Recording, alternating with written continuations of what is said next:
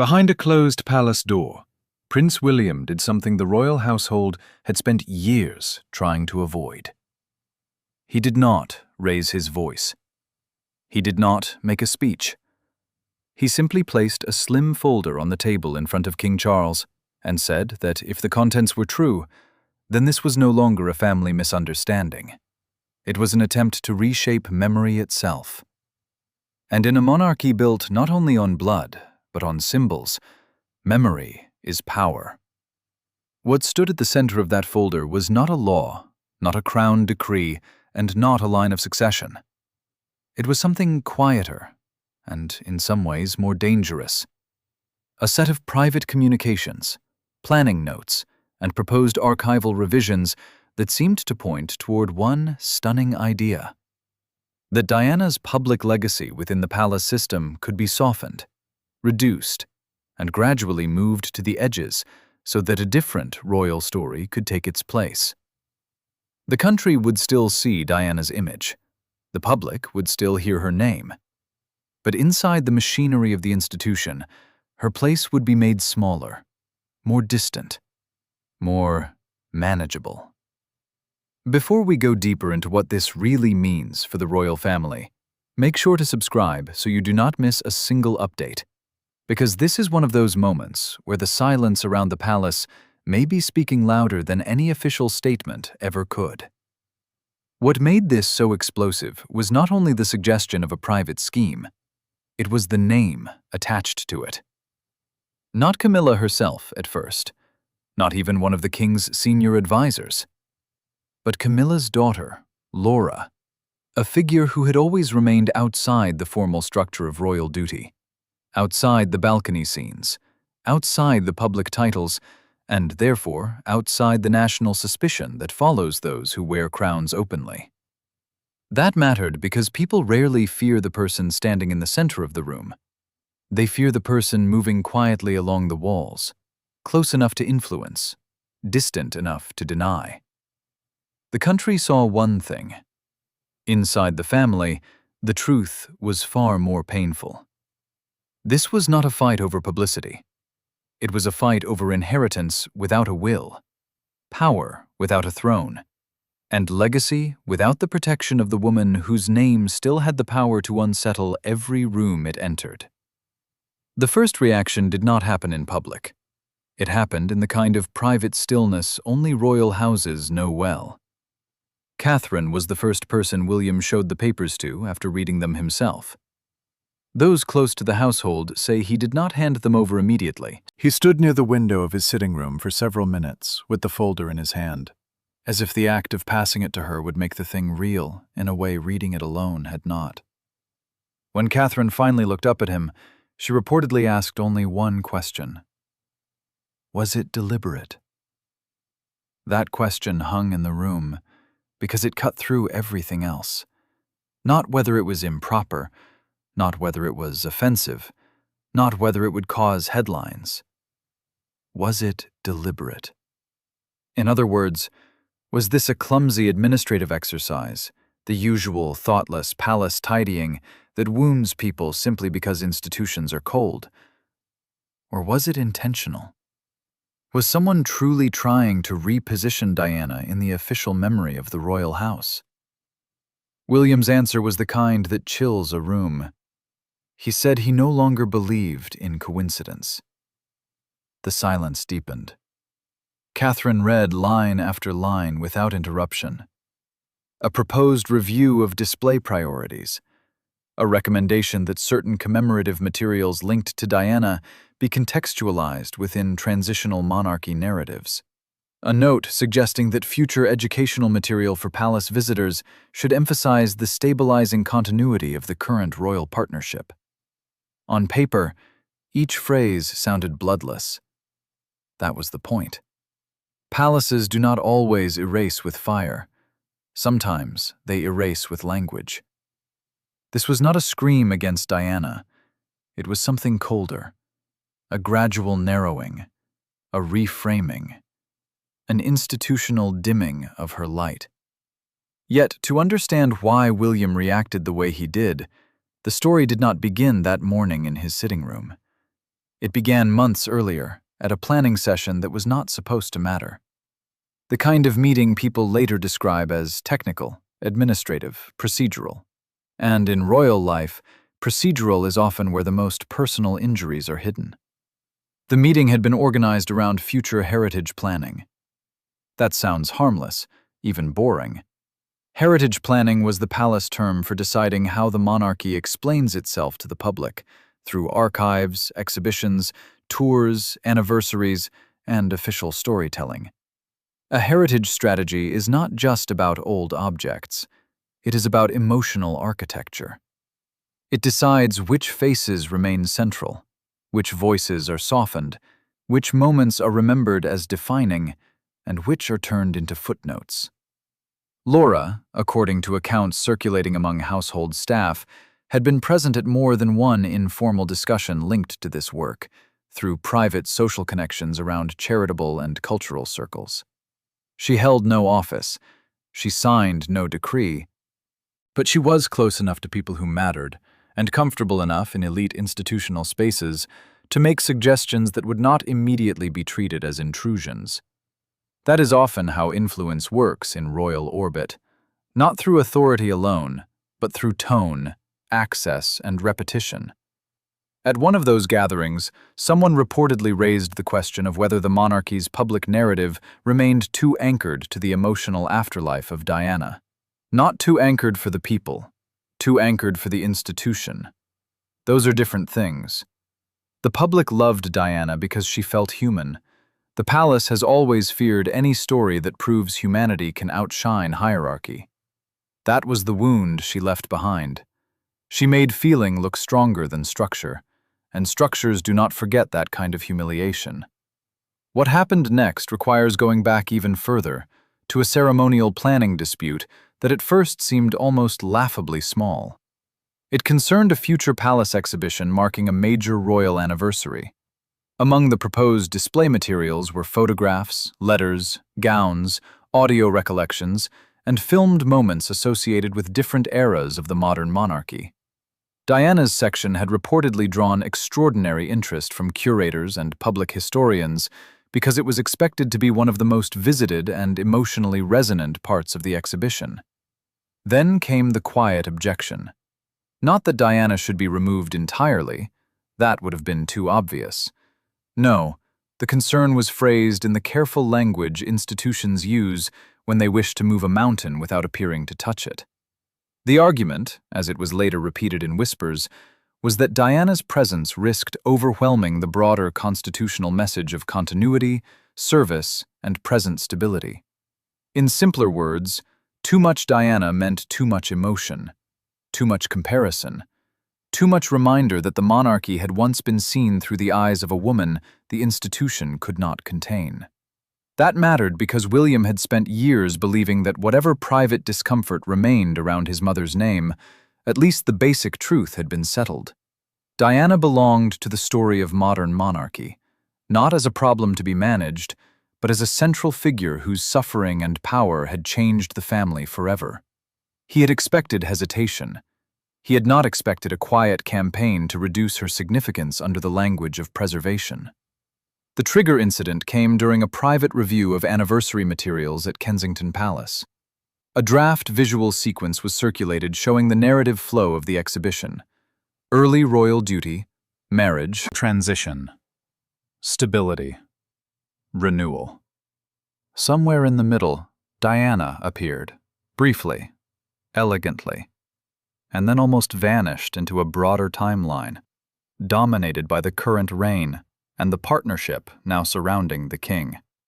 It was not an omission. That would have been easier to attack. It was a repositioning. William noticed it instantly. No one raised their voice, but the atmosphere changed. Staff members who had spent years around him later described the shift as more unsettling than anger. Anger is visible. This was controlled injury. He asked who approved the sequence. He was told it was only a draft. He asked who recommended the narrative emphasis. The room stalled. A draft became a collaborative development. A collaborative development became an evolving curatorial approach.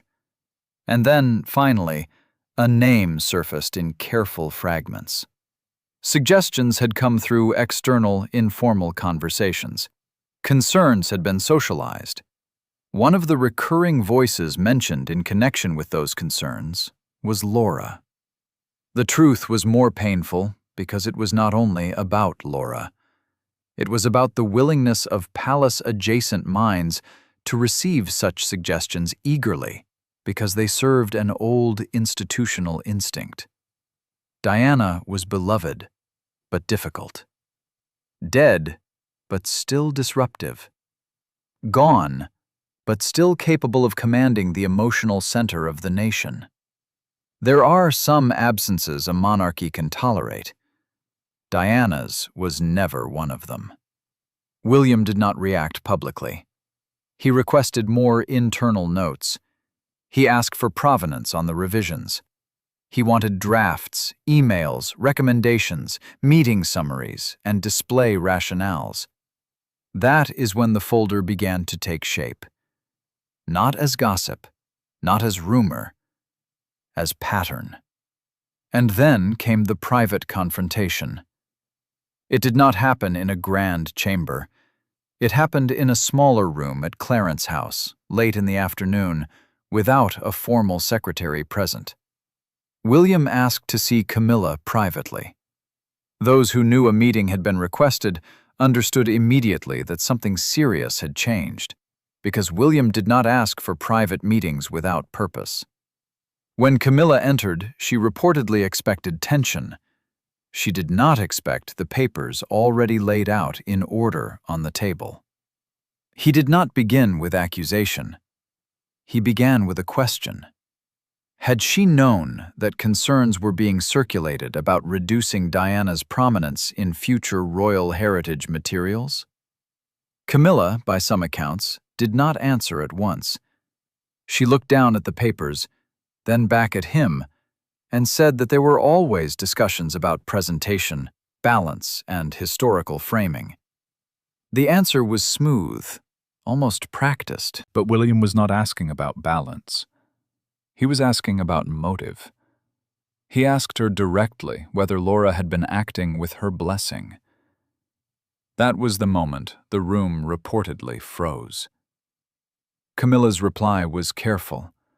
She said Laura was not a working royal, did not speak for the palace, and often had views of her own. That was not a denial, it was a distancing maneuver.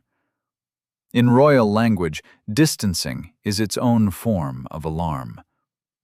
He pressed again, not whether Laura had office, whether she had encouragement. Camilla is said to have answered with the kind of sentence that can haunt a family long after it leaves a room. She told him that every household eventually tries to protect the living from the shadows of the dead. This was not comfort. It was explanation, and William heard it for what it was. The monarchy could survive many things, but not the appearance that it feared Diana even now. Yet what he heard in that sentence was precisely that fear, a belief that as long as Diana remained emotionally central, the present arrangement could never fully rest. No one raised their voice, but pain sharpened the edges of everything. William told Camilla that protecting the living did not grant anyone the right to diminish the dead, especially not the mother of the future king. He said heritage was not housekeeping, it was truth under glass. If the palace started choosing which grief the nation was allowed to keep, then it would be doing something far more dangerous than managing an exhibition. It would be trying to edit conscience. Camilla reportedly answered that the nation had never lived inside the consequences of Diana the way the family had. That line mattered because it revealed the deeper fracture. The public remembered Diana as radiance, compassion, glamour, tragedy. The family remembered all of that too, but also instability exposure, rivalry, pain, and a permanent rearrangement of loyalty. The country saw one thing.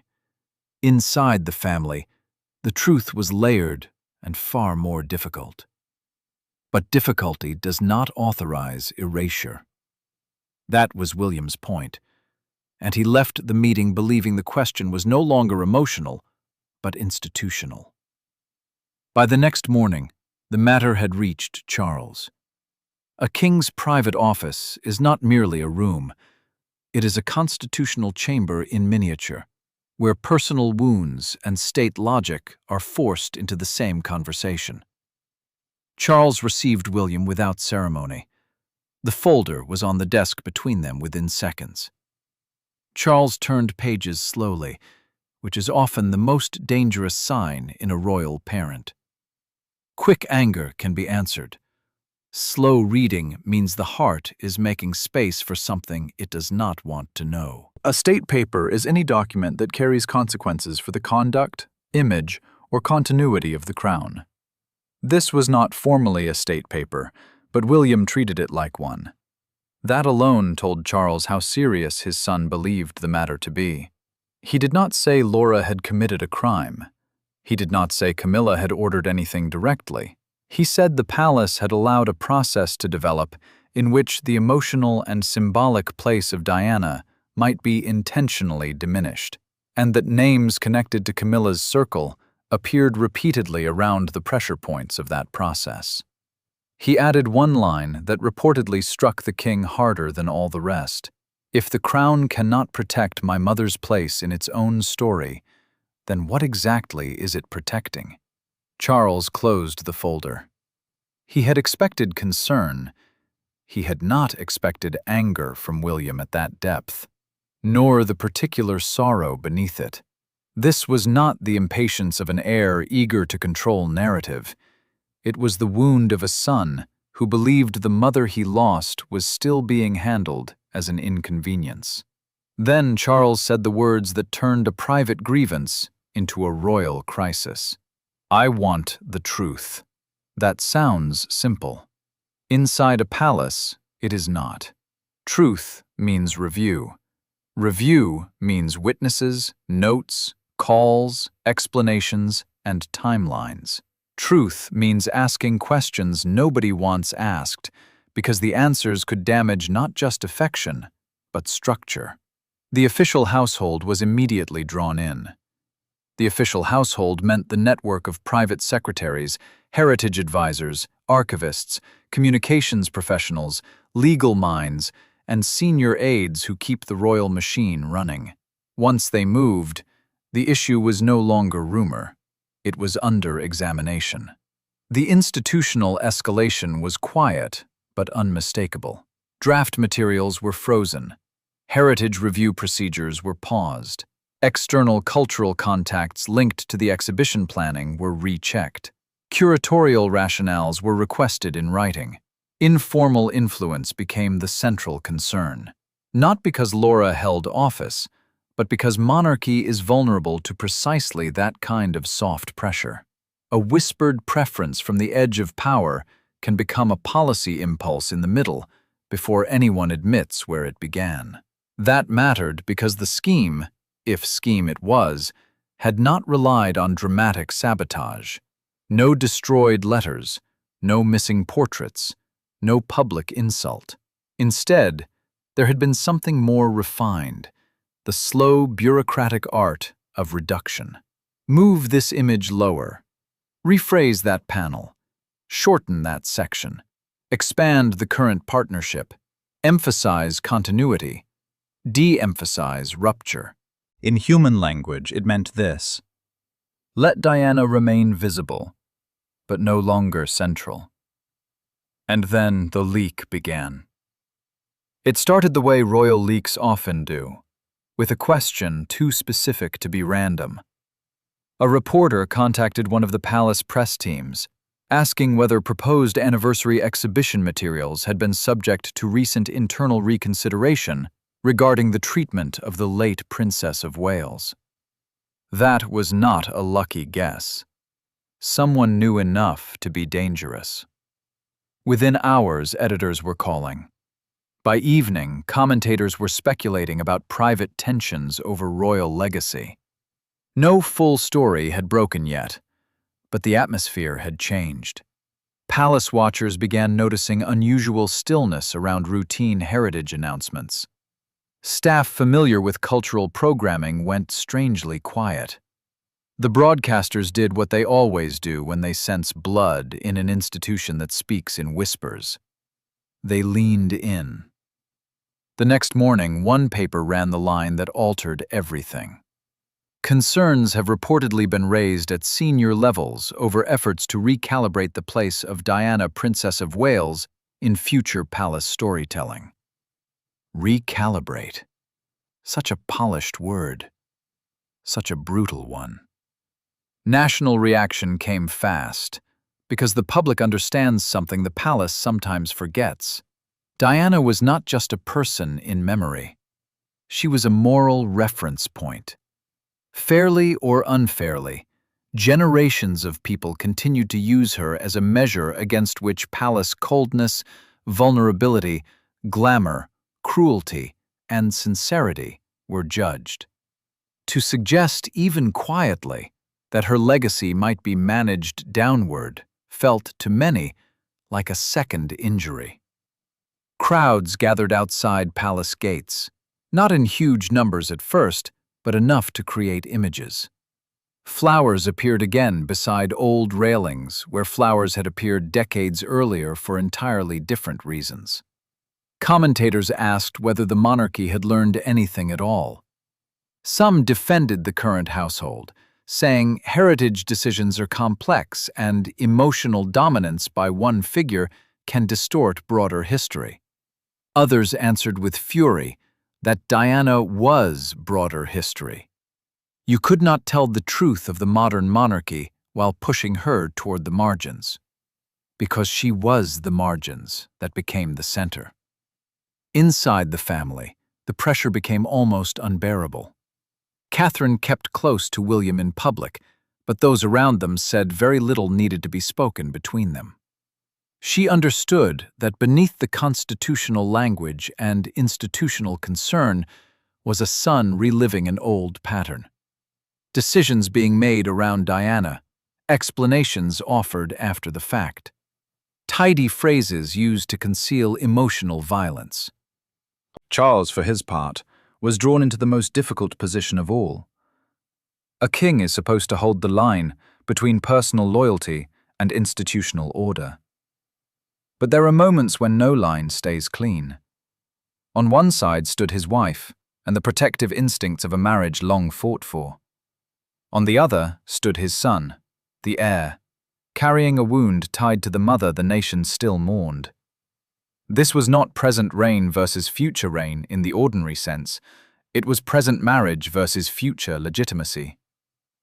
The final private exchange came on a rain-heavy evening at Buckingham Palace. Charles requested that Camilla meet him alone. No aides, no notes, no interruptions. No one knows every word spoken in that room, and perhaps no one ever will. But more than one person familiar with the aftermath described the atmosphere with the same phrase: colder than anger. Charles did not begin, they say, by accusing Laura. He began by asking whether Camilla had understood how such efforts, however informal, would be received by William. She answered that perhaps William saw intention where there had been anxiety, and perhaps the institution had legitimate reasons to prevent itself from becoming trapped in perpetual backwardness. That was a sophisticated answer. It was also the wrong one, because Charles was not asking about curatorial philosophy. He was asking about trust. Did anyone around her, under her shelter, within her confidence, encourage an effort to make Diana smaller inside the official royal story? The silence that followed was longer than either of them wanted. No one raised their voice, but that did not make it gentle. Camilla eventually said she had not ordered an attack on Diana's memory. Yet she also did not deny that some people around her believed the present could never fully breathe, while the past was allowed to dominate every emotional room. There it was at last.